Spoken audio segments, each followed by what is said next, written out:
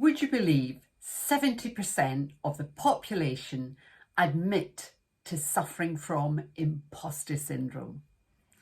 And according to Valerie Young, who has made her life's work exploring imposter syndrome and teaching people how to counteract it, she reckons that those who don't admit to it are probably frauds. So what exactly is it? Well, imposter syndrome occurs when you start to hear those voices in your head telling you that you're not good enough, that you're going to be found out, that you're a fraud, that other people are brighter, cleverer than you, that you should never have got that job, that opportunity to speak, whatever it is. And when we hear those voices, it can be so detrimental to our confidence, our self-esteem, and our ability to push through the fear and take the step that will take us to the next level in our business or our life. Does that sound familiar? Let me give you some practical examples. You've applied for a job. You've got most of the necessary qualifications and expertise. Your CV's up to scratch, you've had some help with it, you've sent it off and you've got an interview. And you're really excited, but as the date grows closer, you start to get those niggling doubts in your head and those little voices saying, well, why are they seeing you? There must be hundreds of candidates that have gone for this job. There must be so many that are far better than you are. You've got no chance. In fact, they're going to find out when they question you that you're not nearly as good as you say you are in your CV. They're going to find out you're a fraud. Or another situation that regularly manifests these sort of voices and negative feelings is if you're just about to present, and it might be in a meeting, sitting around a table. You might be standing up, presenting at a meeting, either to colleagues or clients or potential clients, or you might be standing up at the front of a room or on a big stage in front of an audience. So many studies have shown that the fear of public speaking for many people even tops the fear of death. So if you get really scared and frightened before you speak, you are not alone. But again, some of the things that you'll be telling yourself or that you'll be hearing in your head will be, well, why are you speaking? There's so many more people in this room or in this group that are much brighter, much more experienced than you. What if they ask you questions and you don't know the answer? You're going to look like a fool. How can you teach them anything? What if you forget your words? All of those negative feelings can come in when we're just about to do anything scary, but particularly presenting. And you know, there's a great book by Professor Stephen Peters. Some of you might have come across it. It's called The Chimp Paradox. And he refers to imposter syndrome a bit like having this inner chimp. And anytime you're about to do something that's a little bit scary, the chimp starts to dance up and down and shout. And it's a bit like a toddler having a tantrum. And if you just ignore that chimp, then the tantrum's going to get bigger, the voice is going to shout louder, and you're going to feel even more nervous.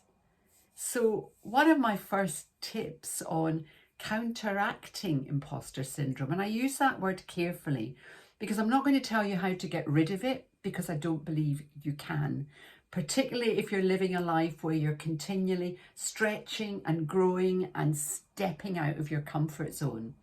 And the reason for that is that our brain's primary focus is to keep us safe.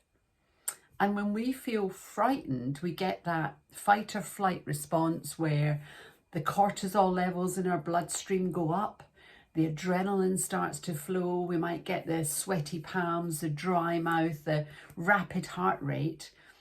And as soon as the brain experiences that, it tries to pull us back into our comfort zone. And if we don't, then those cortisol levels and adrenaline levels go up even more. And our inner chimp starts to feel even more frightened and therefore starts to scream even louder. So one of the things to do is to manage your chimp, and that probably sounds ridiculous, but stick with me. It's to talk to your chimp. So let's take the example of standing up to speak. The chimp's running up and down, it's screaming at you, you're feeling really nervous. If you just try and push through that, you're going to feel even more nervous, and you may well even just forget your words or mess up. Whereas if you actually stop, take a couple of breaths and say to your chimp, look, I know this is scary.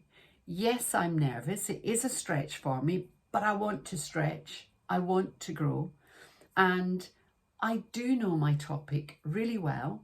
I've done some extra research. I've got some really good facts and statistics to share with my audience. I know they're going to get a lot out of this. They're going to get some things that are going to stimulate discussion and different ways of thinking. So I really want to do this. And don't worry, we're going to be okay. If you have that kind of dialogue with your inner chimp, you will massively reduce the nerves and those cortisol levels. And by the way, deep breathing really helps as well. But on that same vein, you know, when you're getting those thoughts, oh, why me, and who's going to listen to me, and I'm going to mess up, and they're all cleverer than me, then just think about, well, why were you asked to do it? You wouldn't be asked to present on a topic that you don't know anything about. So you must have some expertise in that area. You must have done some training, some development, some research, had some practical experience. Otherwise, why would they want you to speak and take up their valuable time? So reinforce that in your mind, and then remind yourself that you've also prepared, practiced, thought about your audience, and that you've got value to offer. Another thing you can do when you're feeling really scared about a big step or stretching out your comfort zone is talk to somebody about it. Talk to one of your colleagues, talk to a manager or a mentor or a friend. The old adage, a problem shared is a problem halved, is absolutely true.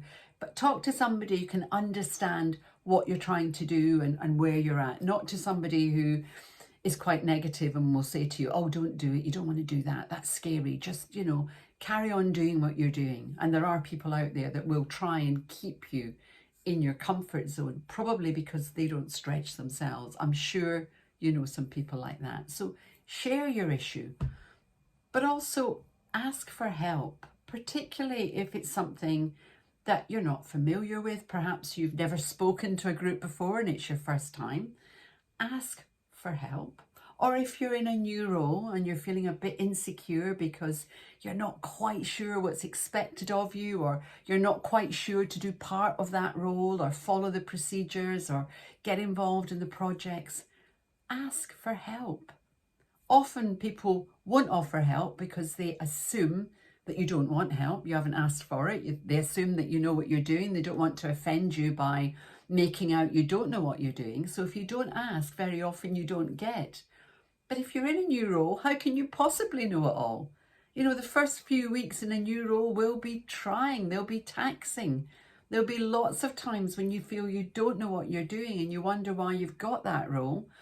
But the quicker you can learn from other people and get up to speed, the more confident you're going to be. So talk about it.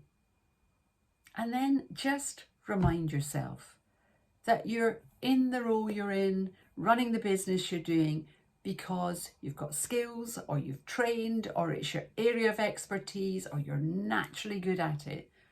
That's why you're there.